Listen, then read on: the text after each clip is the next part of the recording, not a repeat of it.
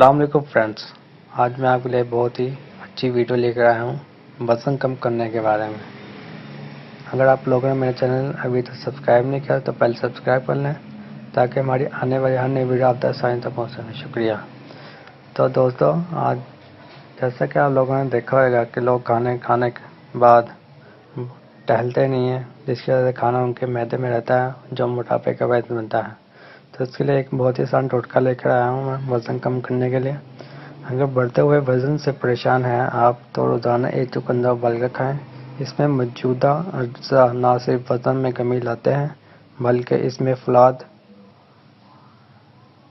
بال گرنے سے روکتا ہے اور اس کے استعمال سے رنگت بھی نکھر جاتی ہے۔ تو دوستو، یہ چقندر ایک قدرتی سبزی کہہ لیں آپ، بہت ہی فائدہ مند ہے۔ شکریہ۔